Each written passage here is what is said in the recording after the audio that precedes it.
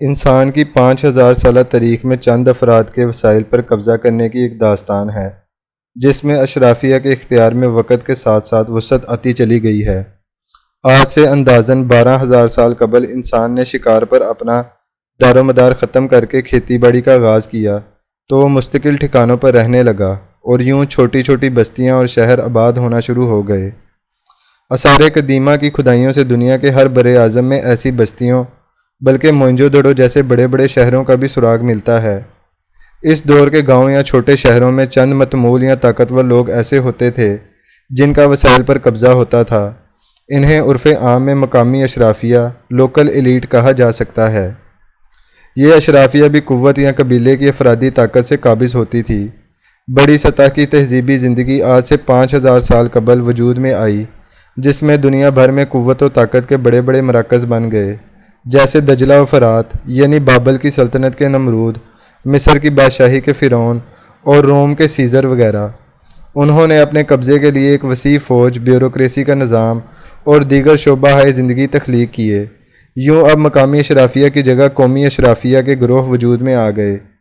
کئی صدیوں تک یہ بڑی بڑی سلطنتیں قائم رہیں اور ان پر قابض یہ طاقتور افراد اپنی مضبوطی، قوت اور اختیار کے لیے زیر سایہ علاقوں کے لیے سیاسی، معاشی، معاشرتی اور قانونی نظام تخلیق کرتے رہے۔ ٹیکس، لگان، خراج، توان جنگ کی صورت عام آدمی کی جیب سے سرمایہ نکال کر اشرافیہ کی پرتعیش زندگیوں کے لیے وقف کرتے رہے۔ گلوبل ریسرچ سینٹر کی 21 جنوری 2013 کو چھپنے والی ایک تحقیقی رپورٹ میں مصنف رابرٹ بروز نے اس تاریخی سفر کو ایک لائن میں یوں سمیٹا ہے: Elite control ensured that the economy perpetually redistributed wealth from those who have less than those who have more۔ اشرافیہ کا قبضہ اس بات کو یقینی بناتا ہے کہ معیشت مسلسل دولت کو ایسے ازسر نو تقسیم کرے کہ جس سے غریب آدمی کے پاس موجود دولت کو چھین کر امیر آدمی کو دے دی جائے۔ اپنے اس تاریخی تجزیے کی بنیاد اس نے آدم اسمتھ کی مشہور کتاب قوموں کا سرمایہ، ویلتھ آف نیشنز بتائی ہے، جو 1775 میں چھپی تھی، جس میں اس نے اشرافیہ کا مقصود یہ بتایا تھا: سب کچھ ہمارا ہے اور دوسری اقوام کے لیے کچھ نہیں۔ All for ourselves and nothing for other people۔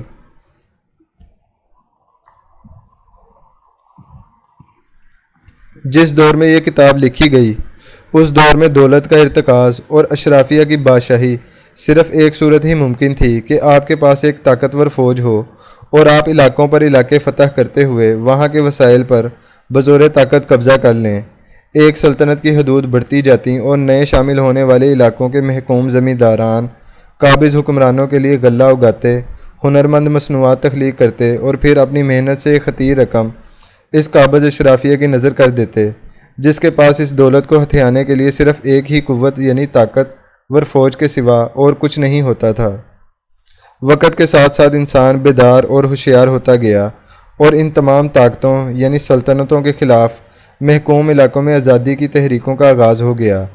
استعماری قوتوں سے آزادی کی پہلی جاندار تحریک 250 سال پہلے امریکہ میں شروع ہوئی اور 1777 میں اس نے برطانوی استعمار کا یونین جیک اتار کر پھینک دیا، لیکن اس بیداری سے بہت پہلے ہی اشرافیہ نے بھانپ لیا تھا اور اس نے دولت کو ہتھیانے اور وسائل پر قبضہ کرنے کا ایک محفوظ اور خفیہ راستہ اختیار کر لیا تھا۔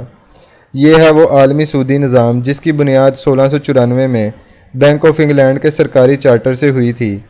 امریکہ کی آزادی سے پہلے ہی اس بینک نے حکومت برطانیہ کو اس قدر مقروض کر دیا تھا کہ برطانوی پارلیمنٹ نے قرض اتارنے کے لیے اپنے زیر قبضہ علاقوں خصوصاً امریکہ کے عوام پر بے شمار ناجائز ٹیکس عائد کر دیے تھے۔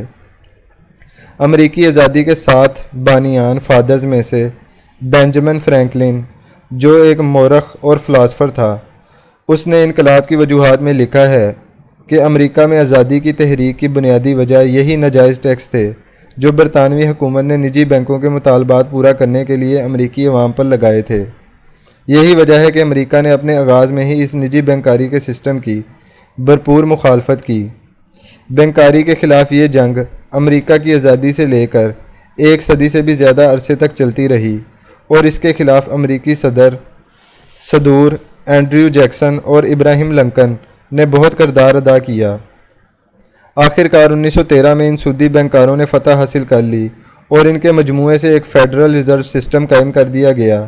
جنگ عظیم اول کے ہنگاموں میں یہ سب زیر بحث ہی نہ آ سکا اور امریکہ پر بینکاروں کا خاموش اور پس پردہ قبضہ مسلط ہو گیا۔ اب دنیا قومی اشرافیہ سے بین الاقوامی اشرافیہ اور پھر عالمی اشرافیہ کے قبضے میں چلی گئی۔ دنیا بھر کے وسائل ان بینکاروں کے قبضے میں آ گئے اور اس کے لیے انہیں کوئی اسلحہ استعمال کرنا پڑا اور نہ ہی مسلح افواج کا سہارا لینا پڑا۔ بینکوں نے دنیا کے تمام وسائل صرف اور صرف کاغذی کرنسی کی صورت، جعلی اور فراڈ سرمایہ منی تخلیق کر کے اپنے قبضے میں لے لیے۔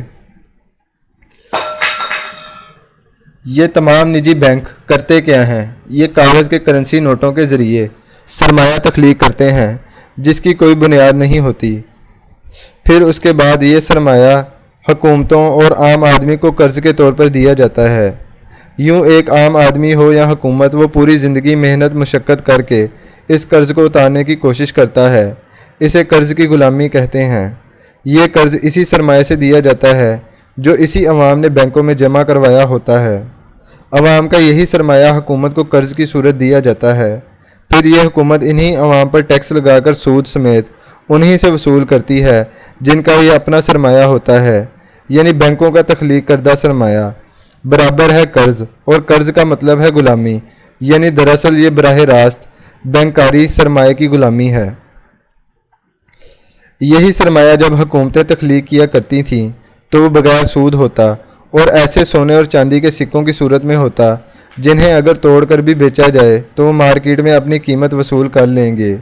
لیکن بینکوں کے کاغذی نوٹ ایک ایسی دستاویز ہے جو خلا میں تخلیق کی جاتی ہے، اور اگر بینک ڈوب جائے یا حکومت اس کی قیمت اجناس کی صورت دینے سے انکار کر دے تو یہ ردی کے ٹکڑے سے بھی کم حیثیت اختیار کر جائیں گے۔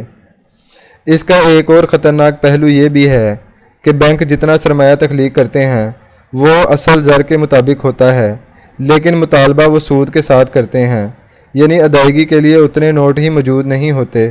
جب مارکیٹ میں نوٹ کم ہوں اور ادائیگی کے لیے زیادہ چاہیے تو عام آدمی ایک گھن چکر میں پھنس جاتا ہے۔ ایسے میں انسان محنت زیادہ کرتا ہے اور کماتا کم ہے، کیونکہ مارکیٹ میں سرمایہ کم ہوتا ہے اور اشیاء زیادہ، یعنی اس کو قرض اتارنے کے لیے کئی گنا زیادہ محنت کرنا پڑتی ہے، اور سود بھی دن بدن بڑھتا چلا جاتا ہے اور یہ کسی صورت بھی اسے ادا نہیں کر پاتا، اور پھر ایک دن ایسا آتا ہے کہ اس کی جائیداد کی کرکی کا حکم نامہ آ جاتا ہے، یعنی صورتحال ملکوں کے ساتھ پیش آتی ہے کہ وہ دیوالیہ ہو جاتے ہیں۔ یہ ہے وہ غلامی جس میں اس وقت پوری دنیا جکڑی ہوئی ہے۔ ختم شد۔